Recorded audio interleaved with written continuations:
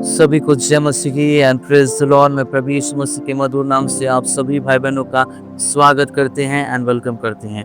आज भजन संहिता अध्याय 37 उसका 1 पद से 40 पद तक हम लोग अध्ययन करने जा रहे हैं। परमेश्वर के प्रकाशन को सुनने जा रहे हैं ताकि परमेश्वर का एक एक वचन हमारे जीवन में सामर्थ्य रूप से काम करने पाए। तो आइए अपनी आंखों को हम बंद करेंगे, परमेश्वर से दुआ करेंगे, प्रार्थना करेंगे ताकि परमेश्वर का वो सामर्थ्य हमारे जीवन में, हमारे मार्ग के में एक उजियाला का काम करने पाए। तो आइए हम प्रार्थना करेंगे। प्रभु जी, हम धन्यवाद करते हैं हमारे बीच में जितने भाई बहन परमेश्वर आपके समक्ष इस वचन को सुन रहे हैं, अध्ययन कर रहे हैं परमेश्वर, और इस वीडियो को देख रहे हैं पिता।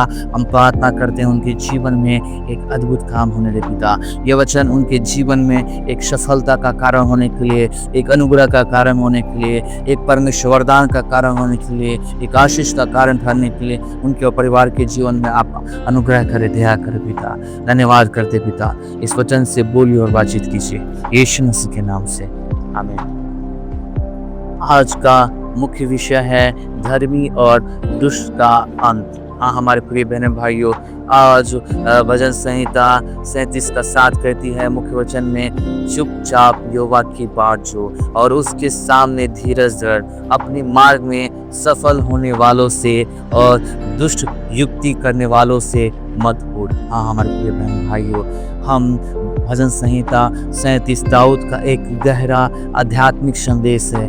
यह हमें सिखाता है कि दुष्टों की समृद्धि को देखकर निराश न हो, क्योंकि उनका अंत जो है नाश है। हाँ हमारे प्रिय बहन भाइयों, परंतु जो प्रभु पर भरोसा रखते हैं उनका भविष्य उज्जवल है। हमारे प्रिय बहन भाइयों, हम पहली बात को यहाँ पे यह देखते हैं, दुष्टों की सफलता को देखकर मत कूदो। दुष्टों से मत कूदो, कुकर्मियों से मत डा करो, जैसा पद 1 में देखते हैं। हाँ हमारे प्रिय बहन भाइयों, दुष्ट लोग थोड़े समय के लिए सफल दिख सकते हैं। उनकी सफलता घास के समान है जो जल्दी सूख जाती है।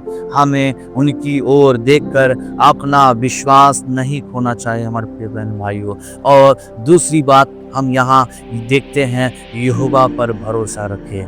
हमारे प्रिय बहन भाइयों, पद 3 बतलाती है, यहोवा पर भरोसा रख और भलाई कर और देश में बसना और उसकी सच्चाई को मानना।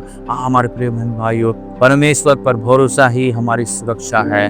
भलाई करते रहो चाहे संसार तुम्हारे विरोध क्यों न हो, प्रभु का वचन हमें स्थिर रखेगा। हाँ हमारे प्रिय बहन भाइयों, आज इस वचन से परमेश्वर आपके जीवन में आशीष करने पाए। और तीसरी बात हम आगे देखते हैं, यहोवा में सुख मानो। पद 4 कहती है, यहोवा में सुख मान और वह तेरे मन की अभिलाषाएं पूरी करेगा। हाँ हमारे प्रिय बहन भाइयों, परमेश्वर में आनंद मनाना और एक आत्मिक वरदान है। जब हमारा मन प्रभु से जुड़ता है तो उसकी इच्छा हमारी इच्छा बन जाती है। ओ परमेश्वर, हम परमेश्वर के सम्मुख कनेक्शन होती है, एक वार्तालाप होती है, एक बातचीत होती है, ताकि परमेश्वर का आत्मिक वरदान, परमेश्वर का वो सामर्थ हमारे जीवन में अद्भुत रीति से कार्य करने पाए। हाँ हमारे प्रिय बहन भाइयों, परमेश्वर हमारे मन की सच्ची अभिलाषाओं को पूरी करने वाला वो खुदा प्रभु यीशु मसीह है। और चौथी बात को हम यहाँ पे देखते हैं, शांत रहकर प्रभु की बाट जो हो। और पद 7 में कहती है, यहोवा के सामने शांत रह और उसकी बात जो। हाँ हमारे प्रिय बहन भाइयों, अधीर मत बनो, समय से पहले कुछ मत करो। प्रभु की योजना सही समय पर पूरी होती है। हमारे प्रिय बहन भाइयों, धैर्य से इंतजार करना विश्वास का सबसे बड़ा प्रमाण है। हाँ हमारे प्रिय बहन भाइयों, और आगे हम देखते हैं 5वीं बात, धर्मी का भविष्य उज्जवल है। बाइबल बताती है पद 37 में, धर्मी के लिए भविष्य है और तूने जो आशा रखी है वो पूरी होगी। हमारे प्रिय बहन भाइयों, दुष्ट नाश होंगे पर धर्मी पृथ्वी के अधिकारी होंगे। परमेश्वर धर्मियों की संतान को भी आशीष देगा। धर्मी के लिए अनंत जीवन की प्रतिज्ञा परमेश्वर जो हमारे जीवन में रखी है वो पूरी करेगी।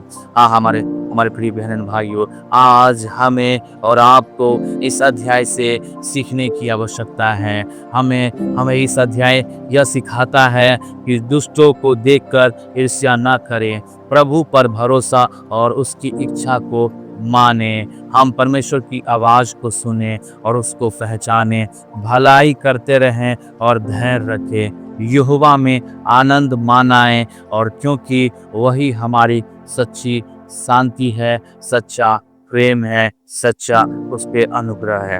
हाँ, हमारे प्रिय बहन भाइयों, धर्मी जीवन जिए, क्योंकि अंत में धर्मी की ही विजय होती है हमारे प्रिय बहन भाइयों। और हम अंत में यह देखते हैं 37 का 39 पद में, धर्मी का उद्धार यहोवा की ओर से होता है, संकट के समय वह उनका दृढ़ गढ़ है। हम हमारे प्रिय बहन भाइयों, आज हम चाहे दुनिया में अन्याय बढ़ रहा हो, परंतु प्रभु पर विश्वास करने वालों कभी लज्जित नहीं होंगे। आइए हम अपने जीवन में प्रभु यीशु मसीह को अपना जीवन सौंप दें और उसकी बात जोएं। हाँ, हमारे प्रिय बहन भाइयों, आइए हम प्रार्थना करते हैं इस सामर्थी वचन के लिए।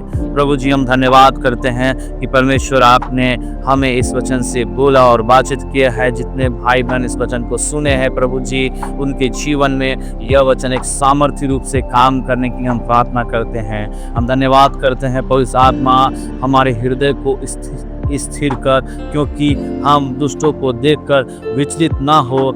हमें ऐसा विश्वास दे कि हम तेरी बात जो है भलाई करें और तेरी इच्छा में आनंद पाएं। हमें सच्ची धर्मी जो है एक के रूप में हमें ठहरा पिता। एक परमेश्वर, एक अनुग्रह और अपनी दया, अपना प्रेम हम सबों के जीवन में होने दे पिता परमेश्वर। तेरा वचन कहता है हमें सच्चा धर्मी बनाकर आप उस राज्य के अधिकारी हमें बनाते हैं पिता। हम धन्यवाद करते हैं पिता, इस वचन से आपने बोला है और बातचीत किया है और सभी लोग आशीषित हुए हैं पिता, इसमें हम धन्यवाद करते हैं। धन्यवाद करते हैं पवित्र आत्मा, आपका स्वागत करते हैं, धन्यवाद करते हैं। जो प्रार्थना प्रभु यीशु मसीह उद्धारकर्ता के नाम से मांगते हैं, आमीन।